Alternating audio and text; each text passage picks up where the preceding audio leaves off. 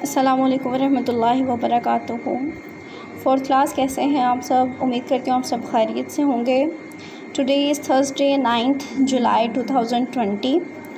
सो अल्हम्दुलिल्लाह स्टूडेंट्स, आप लोगों को जैसे पता है कि हम लोगों ने यूनिट नंबर 3 जो है वो कंप्लीट कर लिया है। उसका नोटबुक वर्क, बुक वर्क और उसकी रीडिंग जो है वो कंप्लीट हो गई है अल्हम्दुलिल्लाह।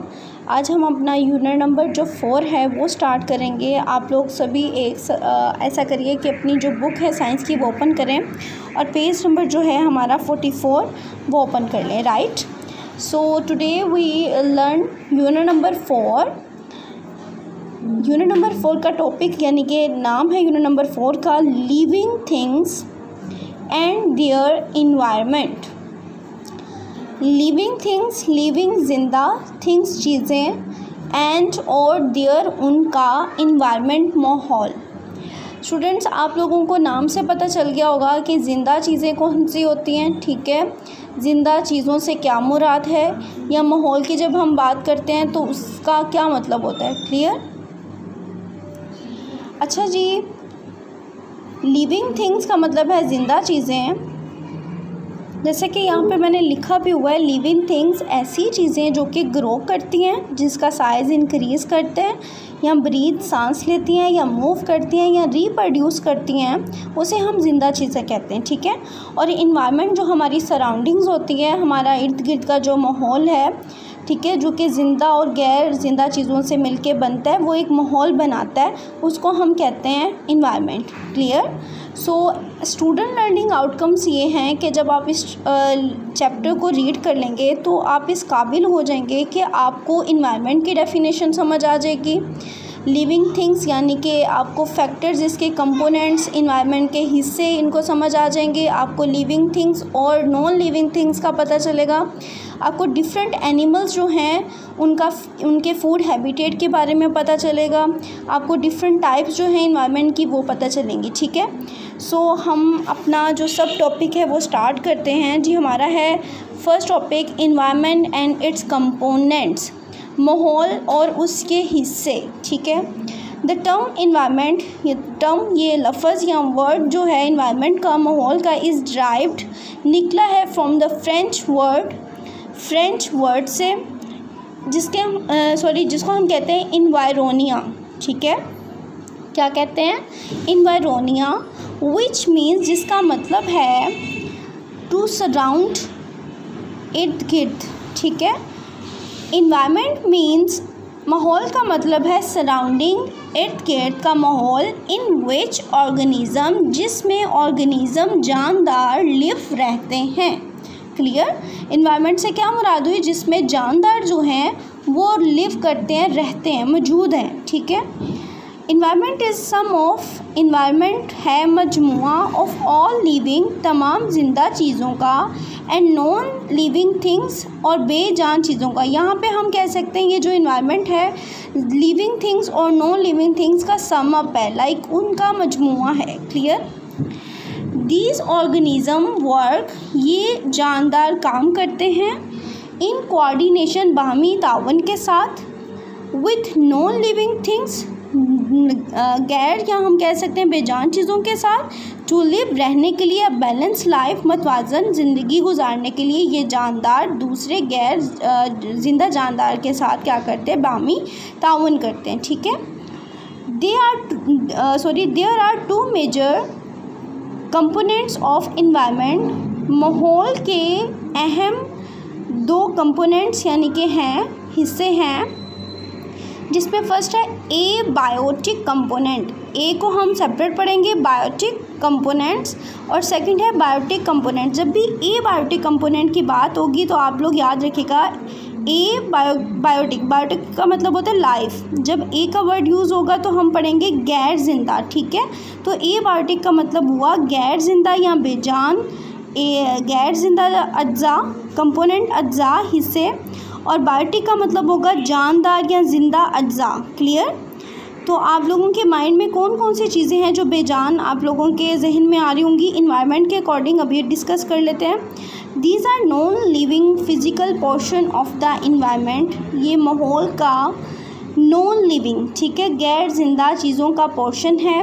दे डायरेक्टली और इनडायरेक्टली, ये बराह रास्त या बिलवास्ता जो है इफ़ेक्ट असर करता है the living portion of environment, माहौल के लिविंग पोर्शन पे, ठीक है। दीज इंक्लूड, अब इसमें कौन सी चीज़ें, अभी मैंने आपसे पूछा था कि एबायोटिक कंपोनेंट्स कौन से हो सकते हैं, इनमें शामिल है एयर हवा, वाटर पानी, सनलाइट एज यू नो सूरज की रोशनी, मिनरल्स नमकियात एंड सोइल मिट्टी, ठीक है। अब आप लोगों ने ये फिंगर टिप पे याद रखना है कि एबायोटिक कंपोनेंट्स की जब भी बात होगी आप लोग याद करेंगे ये नॉन लिविंग पोर्शन है इन्वायरमेंट का, और इसमें शामिल होता है हवा, पानी, सूरज की रोशनी, मिट्टी और नमकियात वगैरह। क्लियर। अब आप लोगों ने इसको फिंगर टिप पे याद रखना है, air, water, sunlight, minerals and soil जो हैं वो एबायोटिक कंपोनेंट्स में इंक्लूड हैं। नेक्स्ट है हमारा बायोटिक कंपोनेंट्स, यानी कि ज़िंदा जानदार या जानदार अज्जा। These are living part of environment. अब यहाँ पे जब भी बायोटिक की बात होगी तो आपने याद रखना है ये लिविंग पार्ट है किसका, इन्वायरमेंट का। क्लियर। ये माहौल का लिविंग पार्ट है। All living organisms around us are, ये ज़िंदा जानदार अराउंड अस आर बायोटिक, जो कि हमारे इर्द गिर्द मौजूद हैं। आर बायोटिक, ये ज़िंदा हैं, ठीक है, जानदार हैं। फॉर एग्जांपल, मिसाल के तौर पर प्लांट्स, पौधे, एनिमल्स, जानवर एंड माइक्रो ऑर्गेनिज्म, छोटे से जानदार, खुर्द भी नहीं जानदार, जो इतने छोटे होते हैं साइज़ में, जो हमें आम आँख से नज़र नहीं आते, ठीक है।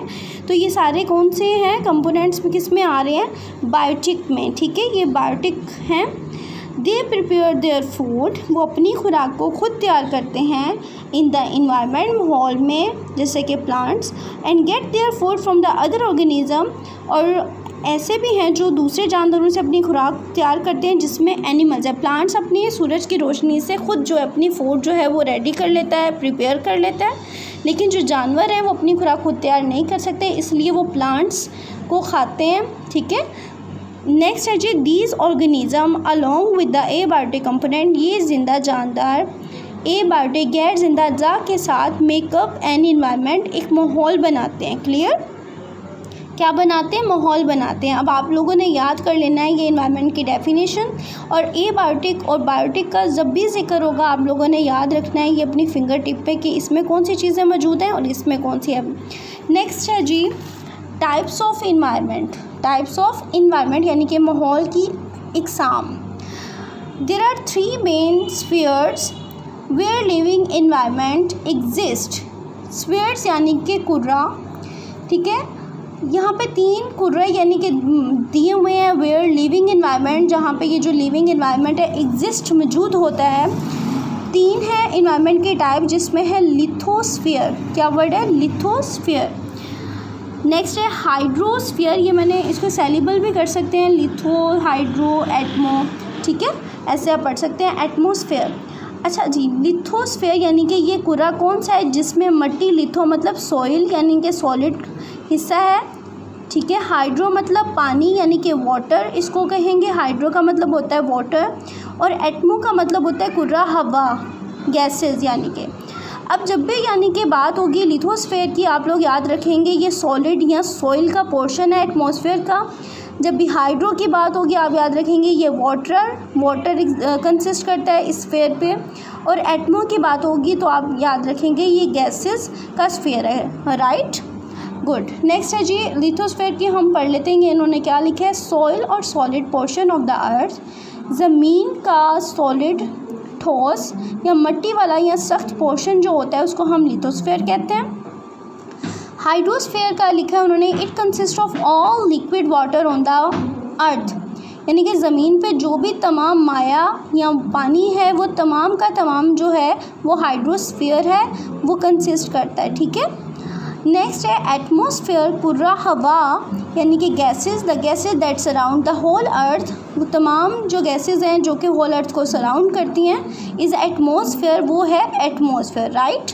आप लोगों को ये याद होना चाहिए, इसको अच्छे से लर्न भी कर लीजिएगा, यहाँ पे लर्न लिख लें, और यहाँ पे लिथोस्फीयर, हाइड्रोस्फीयर और एटमॉस्फेयर का आप लोगों ने ये ऐसे याद रखना है। जब भी ये MCQs वाइज भी आ सकता है, लाइक कि लिथोस्फीयर की बात होगी तो उसमें क्या वो सॉलिड है या वो वाटर है या गैसेज है, तो आप आसानी से कर सकते हैं। अब आपको स्टूडेंट्स की जो पिक्चर दिखाई दे रही है, ठीक है। एक ये एनवायरनमेंट है जिसमें सन, रेन हो रही है, पानी, ये सब चीज़ें मौजूद हैं, ठीक है।